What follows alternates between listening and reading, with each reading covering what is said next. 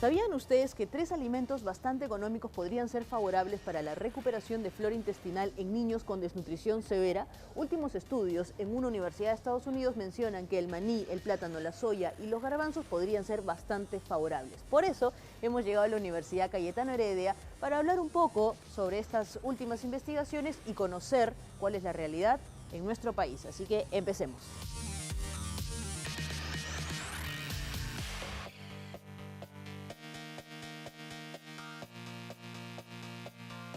Estamos con el doctor José Aguilar, que es el jefe del Laboratorio de Inmunología de la Universidad Cayetano Heredia, que nos va a empezar contando un poco cuál es su apreciación sobre estas investigaciones de recuperación de flora intestinal. Doctor. Muy bien, sí, son investigaciones muy interesantes que son sobre todo aplicables a nuestra realidad nacional y yo creo que hay que favorecer. Ahora, técnicamente es una investigación bastante interesante porque junta 3 tipos de alimentos de grupos nutricionales diferentes. Junta el plátano, junta el garbanzo, junta el maní, que tienen, por ser de origen vegetal diferente, tienen componentes nutricionales que se complementan unos con otros. Plátano puro tiene algunas deficiencias que van a ser suplementadas por el garbanzo, por ejemplo, en su proceso degradativo, y por el maní que le complementa. Muchos aceites, ácidos grasos saludables, están en el maní y no están mucho en el garbanzo o en el plátano. Pero mucha fibra vegetal está en el plátano y en el garbanzo, pero no está tanto en el maní. Entonces, al combinarlos en esta forma armónica, se logra un compuesto, un producto nutricional muy útil que es bastante interesante.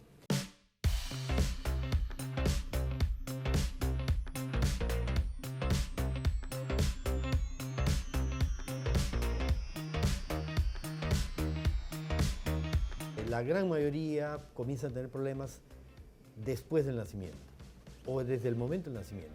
Cuando el niño nace, pasa por el conducto vaginal y ahí comienza a tomar la flora vaginal, que gran componente tiene flora también intestinal, del conducto materno de la madre, y comienza a formar su flora propia a partir de esa fuente.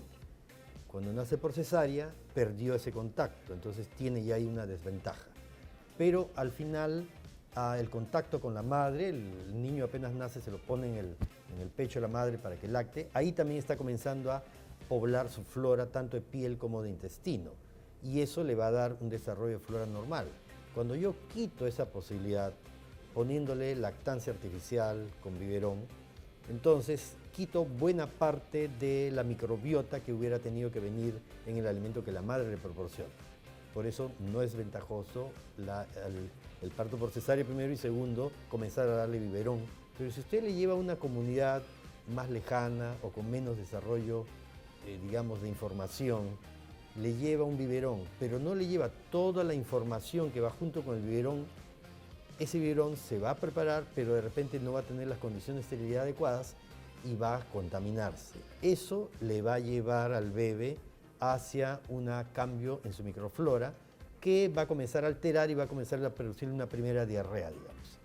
Esto disminuye la absorción de alimentos y eso dificulta que luego la flora se siga, y si a eso se suma la acción de algunos antibióticos, sobre todo los que son de amplio espectro, van a barrer en parte con la flora intestinal normal y lo colocan al niño nuevamente en una condición desfavorable. Y aquí dentro del epitelio intestinal hay gran cantidad de gérmenes, como le digo, que todos trabajan coherentemente, armónicamente para lograr un proceso de absorción de nutrientes adecuado. ¿Okay? Hay algunos tipos de gérmenes que van a degradar los alimentos primarios, lo que uno ingiere en la alimentación.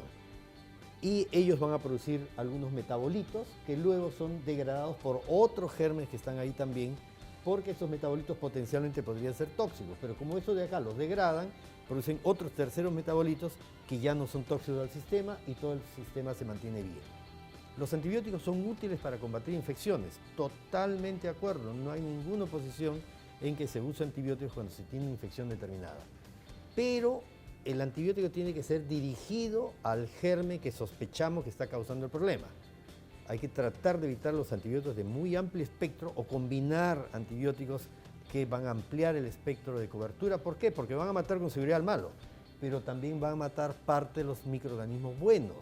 Y si matan microorganismos buenos, comienza el desarreglo y comienza a haber daño en el epitelio. Este daño en el epitelio va a permitir que haya ingreso de algunos gérmenes a través del epitelio intestinal y eso va a producir inflamación y al haber inflamación va a haber una respuesta inflamatoria y esto de aquí va a ocasionar dificultad para la absorción de nutrientes. Y si yo no le repongo una dieta que favorezca el crecimiento de la flora normal, va a suceder que comienza a entrarse en un círculo vicioso de alteración de la microflora y a mayor proceso de diarrea y desnutrición.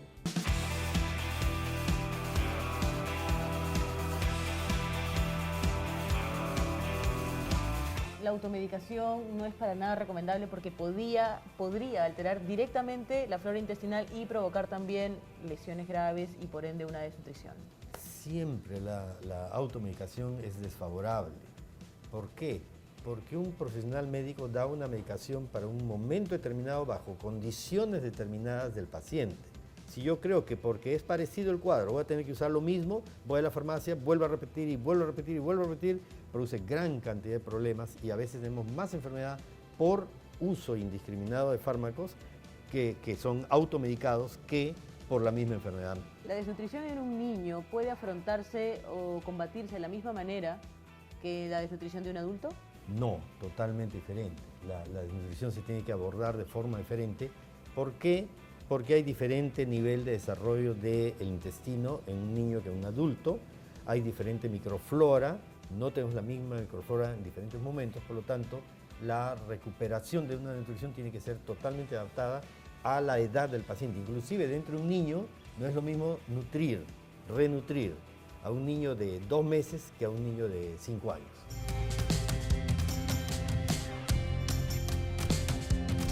En todo caso hemos mencionado 4 tipos de alimentos, el maní, el garbanzo, la soya y el plátano. Sin embargo, aquí en el Perú tenemos otro tanto más, mucho más accesible para las diferentes poblaciones que tenemos.